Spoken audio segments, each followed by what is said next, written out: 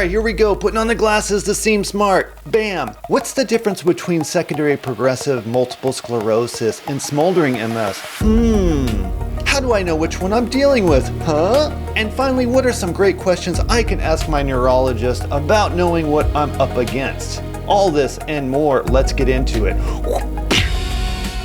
Laura, thank you very much for the idea about making a video that clears up the differences between secondary progressive MS and smoldering MS on my last video. Thanks for that comment. So here it is. We're going to address that right now. Woohoo! So last week I made a video all about smoldering MS, and then people said, well, what's the difference between SPMS and smoldering MS, secondary progressive MS, and smoldering MS? And I thought, well, that's a really good question because it can get kind of confusing. So this is my attempt at clearing it up. I'm just an engineer. I'm not a doctor. I'm not a healthcare provider. I'm a nerdy guy that likes to do research and hopefully translate some of the really complicated stuff into something very simple. So this is my attempt, but talk to your neurologist. They'll know what you should be hearing. For decades, the medical community has put MS into two neat little boxes. Isn't that cute? In this box was relapsing remitting multiple sclerosis. Definitely something you don't want to see under the Christmas tree. And in this box over here is something you don't want to see in your stocking on Christmas, and that is secondary progressive multiple sclerosis, which means a slow worsening of disability. But what if I tell you that slow progression is something that happens from the beginning of the disease? What if it's not just for this box over here? All right, so now let's take an exciting journey into the hidden world of smoldering MS. We're going to talk about what it is, what it isn't, how doctors are finally able to see it, like in the last video, but we're going further, and what new treatments are on the horizon to stop it. And if I could put smoldering MS into a visual, I would think about those, coal pits that continue to burn after they catch fire underground. Have you seen this on the news? It's kind of crazy. Yeah, they burn for 50 years. And for a long time, doctors focused on the acute relapses of MS because it's how we could see the disease from the outside in. These sudden relapses allowed our immune system to bust through that blood-brain barrier and do some damage to the brain. Oh, that's not good. And our standard MS medications right now are pretty good at stopping that. I mean, the efficacy rate I think is somewhere in the 90s now, which is awesome. However, behind that protective wall is this low-grade inflammation that just continues. And this is driven by what doctors call chronic active lesions, and I talked about that in my last video. We called them CALs. These are areas of damage that are surrounded by angry, activated immune cells. Ugh. And these cells slowly eat away at the surrounding brain tissue. The end. Well, wasn't that a fun bedtime story? And if you remember the word PIRA, P-I-R-A, this is what doctors call progression independent of relapse activity. So, progression's happening, but there are no obvious relapses.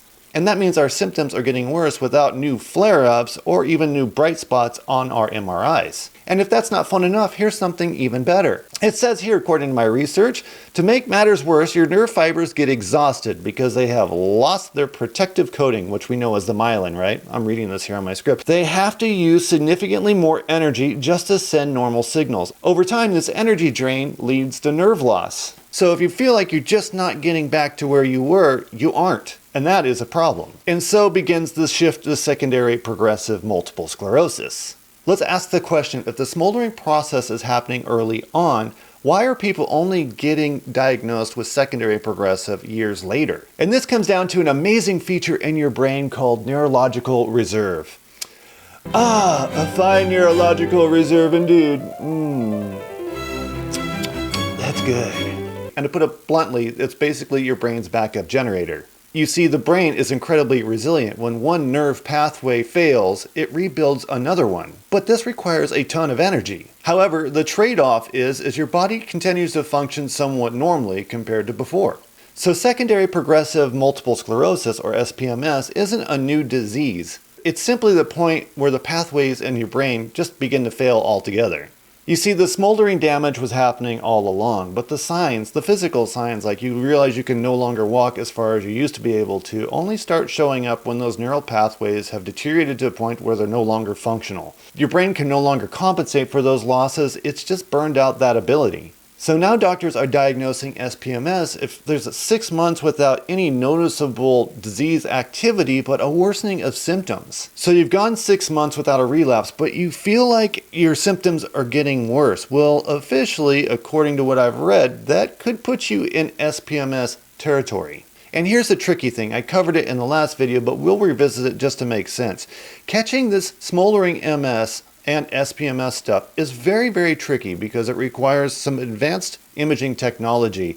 The current stuff isn't great at seeing it. The new stuff is, but it relies on your scans being taken with the new stuff. Thankfully, modern technology is catching up. And viewer Frosty, thank you for your question on the last video about what technologies specifically are required. I still don't have that answered. I've reached out to my friends at Cortex AI.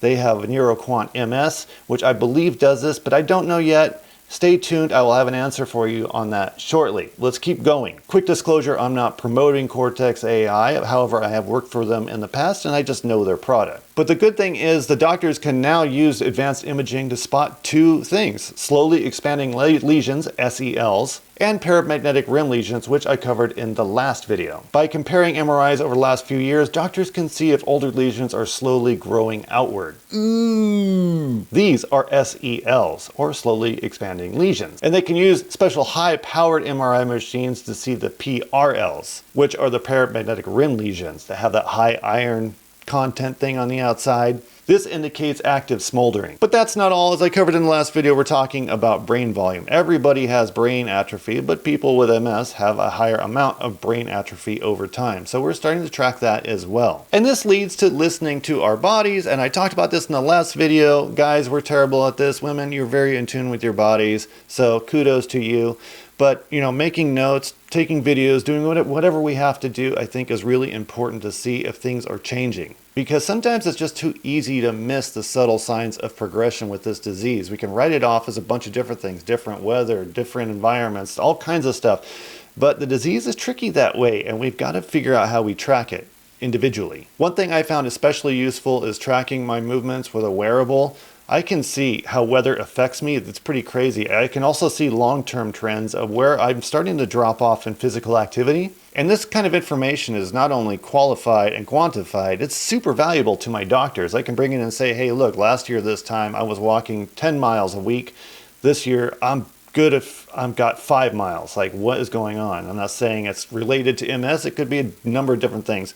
But it's good to have those numbers over a long period of time. And to do it with something like a wearable that you have on, that you just have on you anyway, you really can't go wrong. It's just a data point. We love data points, data points, data points. And personally, another thing I've been doing is I take video of myself walking down the street, and it's not so I can check out my own butt. I don't even have a butt. I think my wife calls it a stump, whatever. It's so I can check my gait and see how my walking changes over time. And the differences between hot weather and cold weather are crazy. And it's going to be crazy to see the differences between 2 years ago, hot and cold weather, and now when I start comparing them side by side. Will it be a big difference or not? I don't know. I'm curious, but I'm going to bet there's going to be a noticeable difference. I definitely feel like walking is getting a lot more difficult.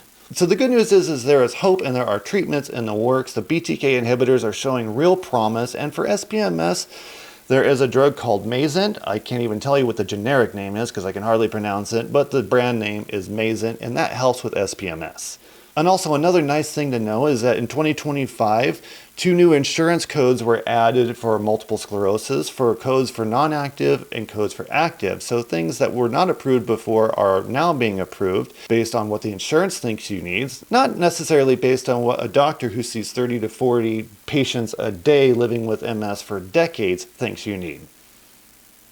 So things are coming around, though they're not as quick as we'd like them to be. They are happening. And also there's a call to action here. Let's take charge. The shift from relapsing to progressive isn't necessarily a disaster for us. It's just a different way of looking at the same underlying process as we move forward. And by understanding smoldering MS and SPMS, we can take control of our appointments with a neurologist and ask questions like, and I wrote them down here because I thought they were kind of fun, am I considered active or non-active? What are the differences? We can ask our neuros if our MRIs show anything or mention anything about the slowly expanding lesions and our paramagnetic rim lesions, right? These are things we want to track. And we can also ask if we can get a baseline on our cognitive speed and hand function. Now, I know from personal experience when I've had a bad day and degradation is in play, when I go to my neurology appointment, I shaved that morning and it looks like I got in a fight with a barracuda and lost.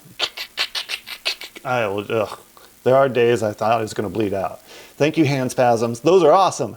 All right, that's it. I've talked your ear off. Hopefully you learned something. You can take some of this stuff away with you. The point is, you guys are awesome. Please leave comments, like, share, and subscribe. I will try whatever I can to answer your questions if you have them. I always try to go directly to the sources because I'm not a doctor, I'm not a researcher, just an engineer. So I try to get as many facts as I can. And therefore we're educated and empowered, and we feel a little less lonely and a little bit more in control, which is everything in this disease. I'll see you next time. I'm Cliff. This is Life with MS, and I need a nap.